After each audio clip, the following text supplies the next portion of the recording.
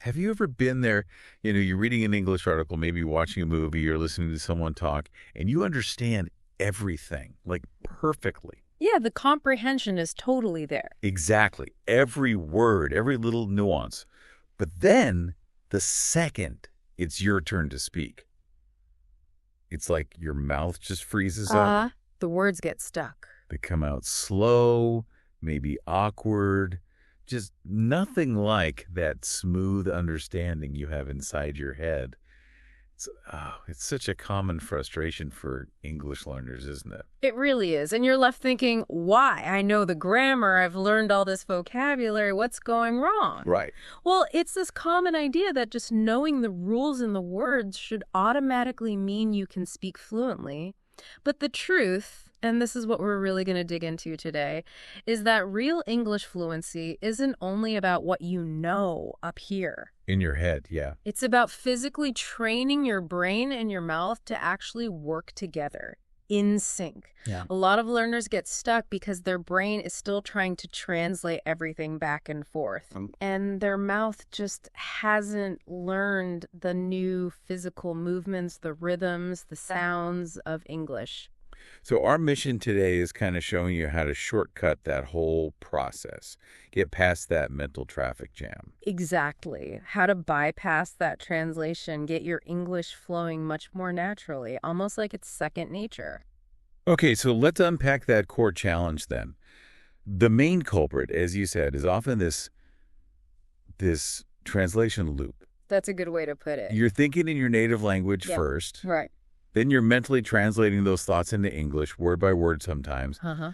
And then you finally try to speak. It's like trying to, run a race, but stopping every few feet to look at a map. Yeah, or check your shoelaces, like you said earlier. It's slow. It's mentally exhausting. And super frustrating. Totally. So the goal, really, is to skip that translation step altogether. Your brain needs to start processing and thinking directly in English. And at the same time, your mouth needs that physical practice, that training to actually produce the sounds and the rhythm smoothly.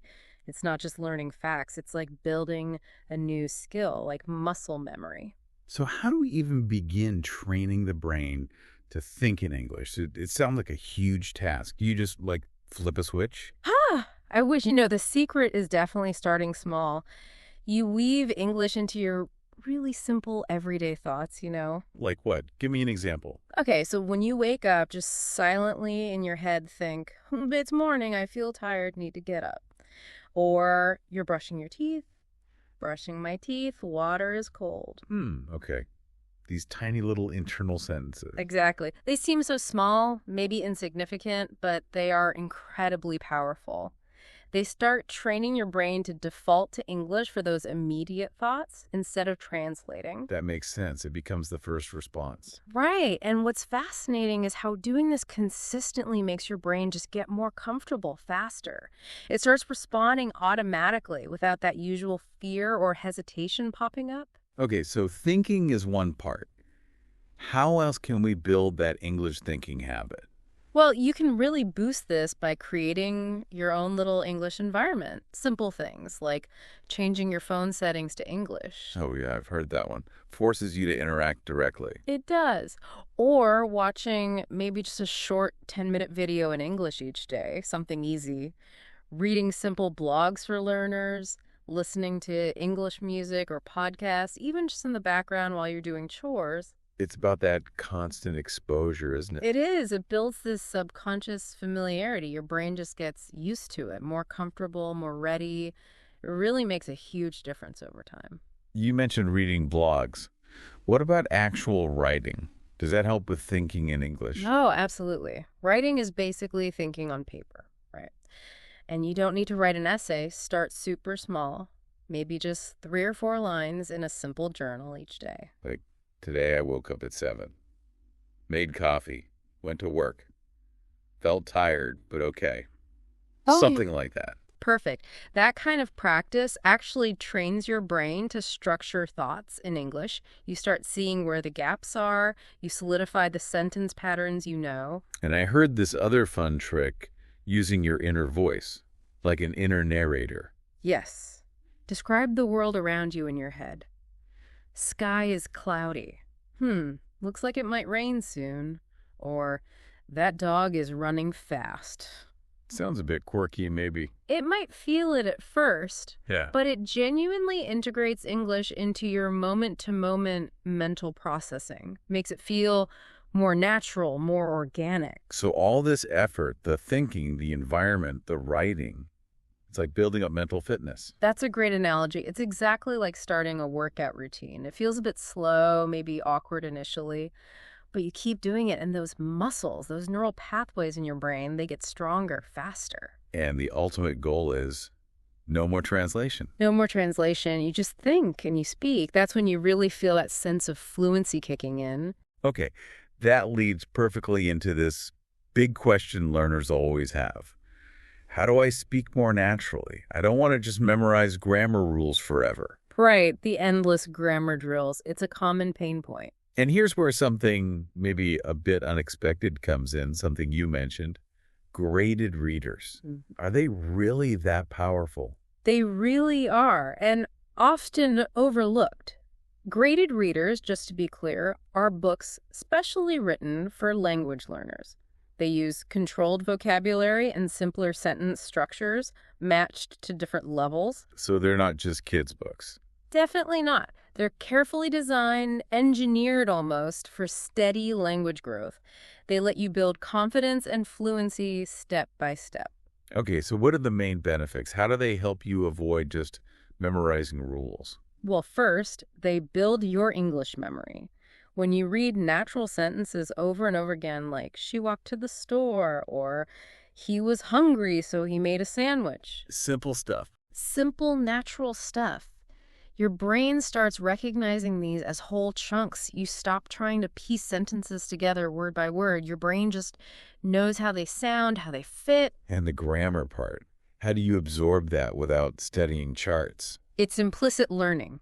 Graded readers basically teach you grammar through context. You see examples like, he didn't go to school yesterday, or did you like the movie? Again and again and again. So your brain just picks up the pattern. Exactly. It builds this kind of internal grammar engine without you consciously thinking, okay, past tense negative is did plus not plus base verb.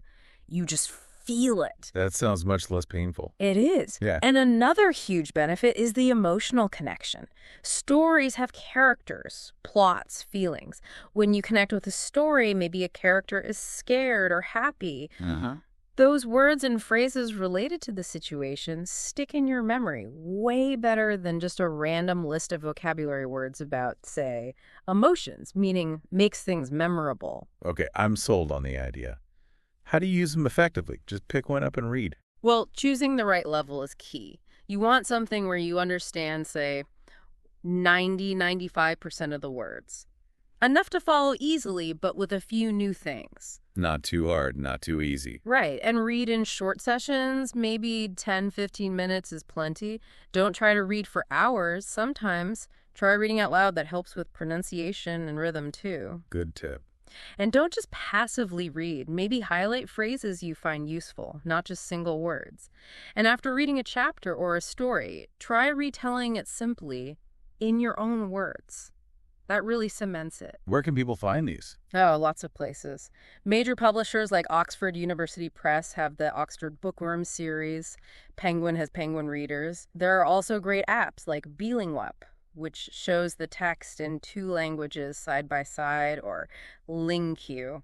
The important thing is finding something you actually like reading, right? Absolutely crucial. If you're interested in the topic, whether it's mystery or romance or nonfiction, you'll keep reading. That consistency is everything. Okay, so we've covered training the brain using graded readers.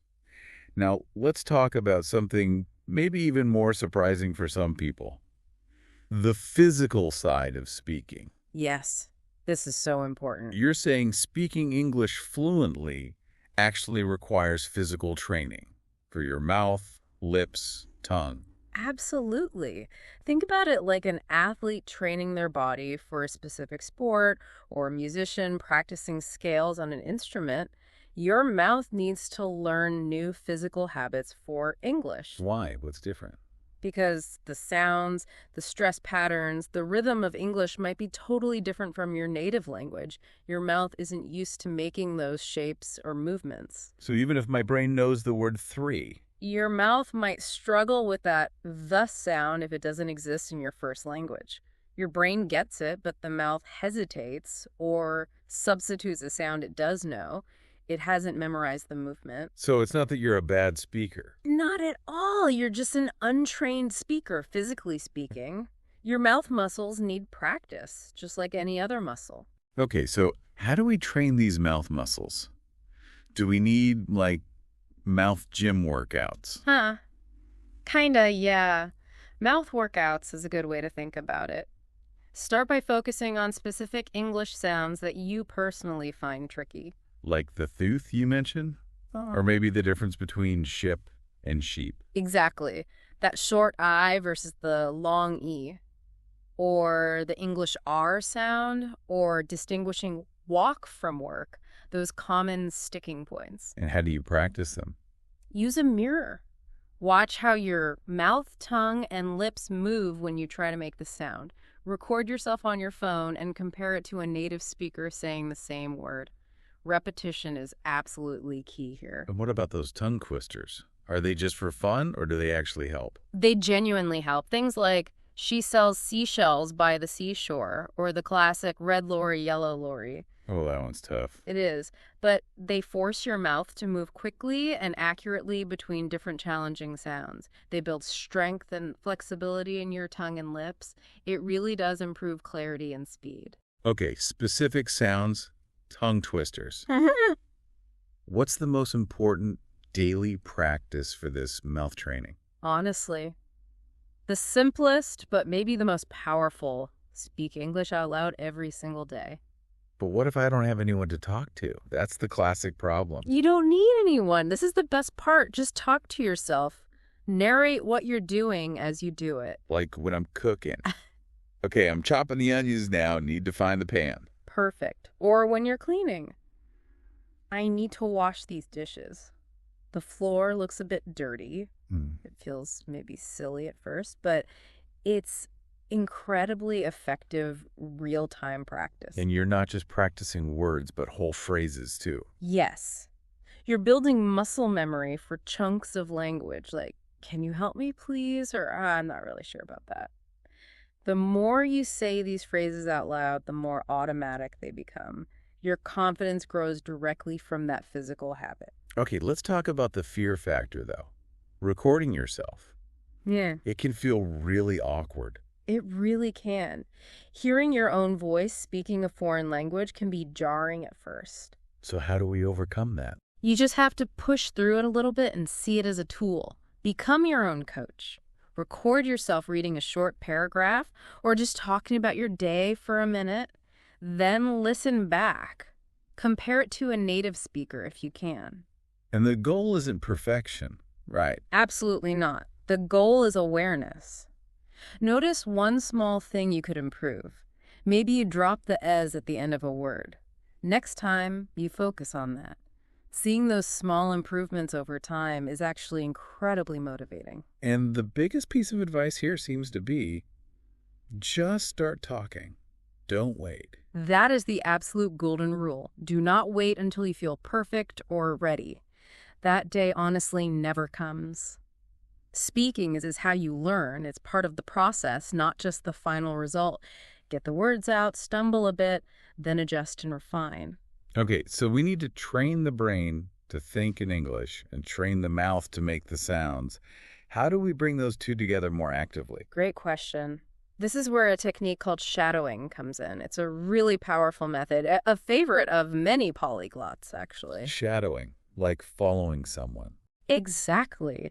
You listen to a native speaker, maybe from a podcast clip, an audiobook, a YouTube video, and you repeat exactly what they say as they say it, either at the same time or just a fraction of a second behind them. So you're their linguistic shadow.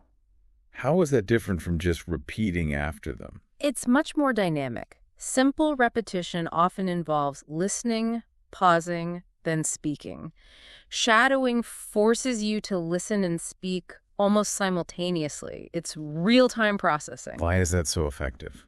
Because it activates so many skills at once. You're intensely listening, you're speaking, you're accessing vocabulary from memory, you're working on pronunciation, rhythm, intonation all together. It trains your brain and mouth to coordinate instantly, much like in a real conversation. Okay, that sounds powerful, maybe a bit intimidating. How do you start? Start small and easy. Choose a short audio clip, maybe just 1 or 2 minutes long, with clear speech. Right. Listen to it once just to understand the main idea. You could even use subtitles the first time if it helps. Then play it again and start shadowing. Don't worry about being perfect. Just try to match the speaker's speed and rhythm as best you can. And just keep repeating. Yeah, repeat the same short clip, maybe 3 or 4 times in one session. You'll notice you get smoother each time. And here's a little tip some polyglots use. Try standing up or even walking around slowly while you shadow. It can sometimes help with breath control and focus. Interesting. Does it help you sound more natural, less robotic? That's one of the biggest benefits. Many learners, even if their grammar is good, can sound a bit flat because they're only focused on getting the words right. Shadowing forces you to copy the native speaker's melody, the stress on certain words, the natural pauses, the way their pitch goes up for a question or down at the end of a statement. These musical details make a huge difference in how fluent and natural you sound. So it's building that active, intuitive feel for the language, not just memorizing rules or words. Precisely. Active usage, that's the key. Okay, we keep coming back to this idea of just doing it, just speaking.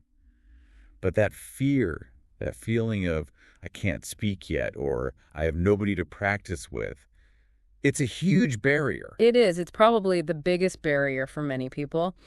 But here's the somewhat uncomfortable truth. You won't feel ready to speak until you actually start speaking. It doesn't happen the other way around. No. Speaking is an active skill, a physical activity. You have to do it to get better at it and to feel more comfortable doing it. Doing it out loud trains your mouth, yes, but it also builds confidence and crucially reduces that hesitation time. So how can someone listening right now put this into practice, even if they're totally alone? We mentioned narrating your day. Yes, narrating your day is fantastic. I'm making coffee now, the water is boiling. Simple stuff. Another one is the mirror method. Talking to yourself in the mirror feels a bit weird. It can feel weird. But stand in front of the mirror and practice common greetings or simple phrases. Hi, how are you? I'm doing well, thanks. Seeing yourself speak English can actually reduce the fear and self-consciousness. Okay, what else? Talk through your plans or thoughts out loud. Okay, tonight I'm going to make pasta for dinner. Then I need to reply to that email. Or even act out simple dialogues. Be both people in a basic conversation, like ordering coffee or asking for directions. Be your own conversation partner. Why not? And it might sound silly, but talking to inanimate objects or even your pets, it works. Really? Talking to my cat in English. Absolutely. Your cat won't judge your grammar. It's just about getting the physical practice of producing English sounds and sentences without any pressure. And if you run out of things to say. Use prompts. Simple questions like, describe your bedroom. What did you do yesterday? What's your favorite movie and why? Set a timer for, say, 3 minutes and just talk nonstop about that topic. Don't worry if it's perfect. Just keep the words flowing. And set a small daily goal. Yes. Start really small. Maybe just 2 minutes of speaking aloud per day if you're a beginner. Intermediate learners could aim for 5 or 10 minutes. You can even break it up a minute here, 2 minutes there. Consistency is more important than duration. And we need to talk about mistakes again, don't we? Because the fear of mistakes stops people from speaking. We absolutely do. Here's the reframe. Mistakes are good. They are not problems. They are essential feedback. They are proof that you are trying, pushing your boundaries. If you're not making any mistake. You're probably staying in your comfort zone and not speaking enough. So please, speak with confidence even when you know you might be wrong. Every time you make a mistake and realize it, or someone corrects you, your brain learns something valuable. That's a really freeing perspective. Okay, another key insight you mentioned is about automatic phrases. Fluent speakers don't build every sentence from scratch. Not at all. Think about your own native language. How often do you consciously think about conjugating verbs or choosing prepositions for common phrases like, how are you, or see you later, or I don't know? Never. They Oh, just yeah. come out. Exactly. They're automatic. They're stored in your brain as complete chunks. And the great news is, you can achieve the same thing in English. So for listeners, the goal is to build a personal collection of these useful, ready-made phrases. Precisely. Start with the basics for everyday conversation. Greetings. Nice to meet you. How's it going? Asking for help. Can you help me, please? Excuse me, could you tell me? Expressing opinions. I think that, in my opinion. I agree, disagree. Making plans. Let's meet tomorrow. What about going to? These become like conversational building blocks. They are. They're shortcuts. They allow you to participate in conversations confidently and smoothly, even while you're still thinking about the more complex parts of what you want to say. How do you make them automatic? Just memorize lists. Memorizing helps, but active practice is better. Say the phrases out loud, maybe 5 or 10 times. Try saying them with different emotions: happy, questioning, surprised. Write them down while you say them, connecting the sound, the meaning, and the writing. And crucially, use them in slightly different ways. If you learn, can you help me, please? Also practice, can you show me, please? Or can you tell me, please? Try combining them. Excuse me, can you help me, please? I don't understand this word. Building bigger chunks. Exactly. Flashcard apps like Anki or Quizlet are brilliant for drilling these. Or, like we said, just repeat them to yourself throughout the day, like little mantras. I'm getting better every day. Speaking English is becoming easier. You're literally wiring them into your brain. So the fluency benefit is that these automatic phrases free up your mental energy. Totally. Instead of struggling with basic sentence structure, your brain can focus on the actual meaning you want to convey, on listening to the other person, on keeping the conversation flowing naturally. They're like little express lanes on the communication highway. Okay, so let's tie all this together. Yeah. We've got brain training, mouth training, graded readers, shadowing, speaking aloud, automatic phrases. How does it all combine for real fluency? Real fluency happens when your brain and your mouth finally achieve that smooth, automatic synergy. They have to work together instantly. Think of your brain as a super fast computer processor and your mouth as the keyboard.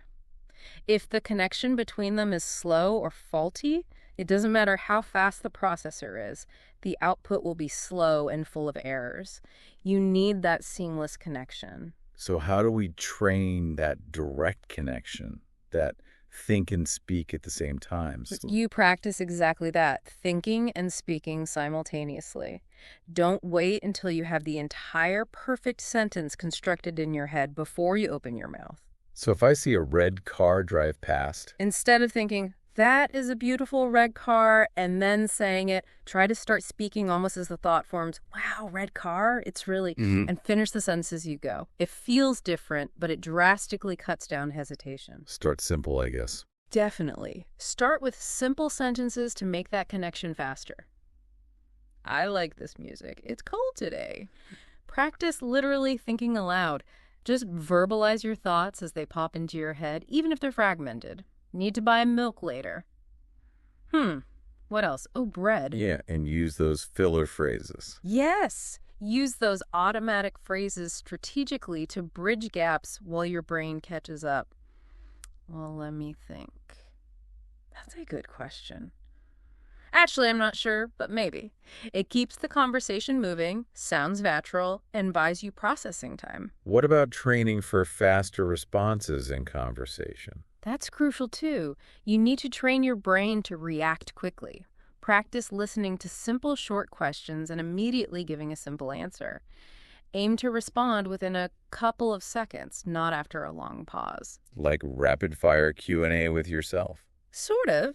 Or use apps that do this. And role playing is fantastic here. Practice common scenarios over and over. Ordering food, asking for directions, making small talk at a party. This trains the typical questions and answers so they become almost reflexive. It really does sound like learning a physical skill, like riding a bike. It's a perfect analogy. At first, it's wobbly. You're thinking about every little movement, you fall off. But you get back on, you keep practicing, and soon you're balancing and steering and pedaling without conscious thought. It becomes automatic. And the results become visible. Absolutely. You'll notice fewer pauses, your sentences will come out faster, your pronunciation will get clearer, and your overall confidence will just soar. And remember those wobbles, those mistakes. They're not failures. They're just part of how you learn to balance. They actually help build stronger connections. Wow. Okay. So wrapping this up, we've covered a lot of ground. Thinking directly in English, using those graded readers, physically training your mouth, the shadowing technique, the crucial habit of speaking aloud, even solo, and building that arsenal of automatic phrases. Yeah, it's a multi-pronged approach, really. And the core message seems to be, fluency isn't about some distant, unattainable perfection. It's much more about building that connection, that confidence, and just communicating effectively. Exactly. It's about the flow between mind and mouth. So maybe a final thought for everyone listening. If fluency truly isn't about perfection, but about that seamless connection, how might shifting your daily focus away from just knowing more stuff towards actively practicing the connection actually speed up your journey in ways you haven't expected? That's a really interesting angle, focusing on the doing, on the connecting, not just the knowing. Okay, so let's give everyone a concrete challenge, some actionable steps to take away from this deep dive. Great idea. All right, here's your personal challenge starting today. First, just try thinking in English for a few minutes, simple observations about your surroundings. Second, maybe find a graded reader online or in an app, choose a level, and just read for 10 or 15 minutes. Nice and manageable. Third, find a moment to speak English aloud, even if it's just narrating, making a cup of tea, or saying hello to your reflection. Just make the sounds. Fourth, find a 1-minute audio clip and try shadowing it a couple of times. Feel the rhythm. Feel the rhythm, yeah. And finally, pick maybe 2 or 3 useful phrases from today's discussion. Can you help me? Yeah. Hiya. So, Hiya. no. Let's try and just say them out loud 5 times each. Start making them feel automatic. Small steps, big impact over time. Exactly. Keep practicing, stay curious, don't be afraid to sound silly sometimes, and just speak confidently. Your English journey just got a whole lot more active and hopefully a lot more interesting.